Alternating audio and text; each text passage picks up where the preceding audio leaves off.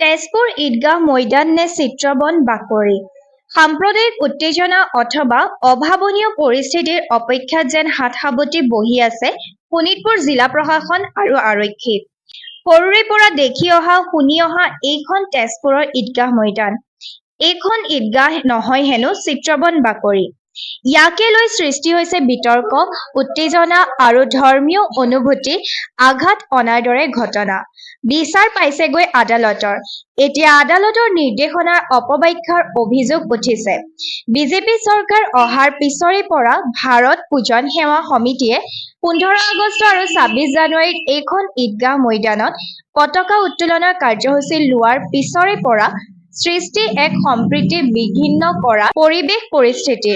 এক সংবাদমেলৰ জৰিয়তে তেজপুৰ ঈদগাহ কমিটিয়ে চৰকাৰী তথ্য সহকাৰে এইখন মুছলমানসকলৰ উপাসনা থলী ঈদগাহ বুলি দাবী কৰাৰ লগতে শেহতীয়া আদালতৰ নিৰ্দেশনাৰ অপব্যাখ্যা কৰা বুলি দাবী কৰে। ইতিহাসৰ পৰা এইখন তেজপুৰ ঈদগাহে হয়। 1908 চনৰ পৰা ইয়াত তেজপুৰৰ মুছলমান ৰাইজে নামাজ পঢ়ি আহিছে। তাৰ আগত বৰ্তমানৰ যি চিত্ৰলেখা উদ্যান আগৰ কলপাৰ্ক তাত নামাজ পঢ়িছিল।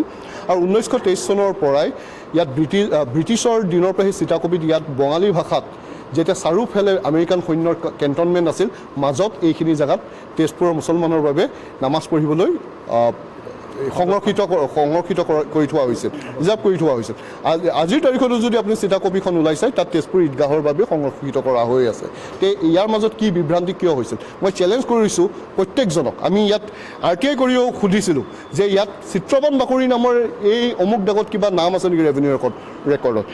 তেতিয়া চক্ৰ বিষয়ে ইয়াত ছিগনেচাৰ কৰি কৈছিল ইয়াত চিত্ৰবন বাকৰি নামৰ কোনো জেগাই নাই। এনেধৰণৰ কথা স্পষ্ট কৰি দিয়ে যে ৰিভিনিউ ৰেকৰ্ডত বা অফিচিয়েলি ইয়াত ঈদগাহৰ বাহিৰে আন কোনো তেনেধৰণৰ জেগা নাই য'ত আমি বেলেগ নাম ক'ব পাৰিম।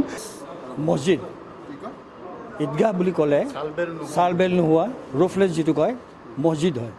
এতিয়া মছজিদে হয়, তাৰ এটা নিজৰ এটা অস্তিত্ব আছে বা ধৰ্মীয় নিয়মাৱলী কিছুমান আছে, মানি চলিব লাগে।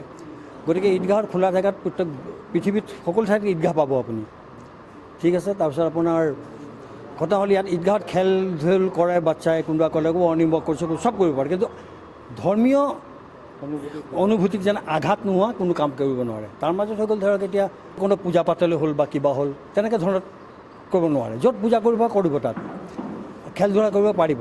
বিহুৰ নাচ গানৰ যেনেকুৱা কাৰণে ষ্টেজটো ভিতৰত দিয়াৰ কাৰণে অলপ এটা হৈছে, ষ্টেজ বাহিৰত লৈ গ'ল, নাচ গান তাত হওক।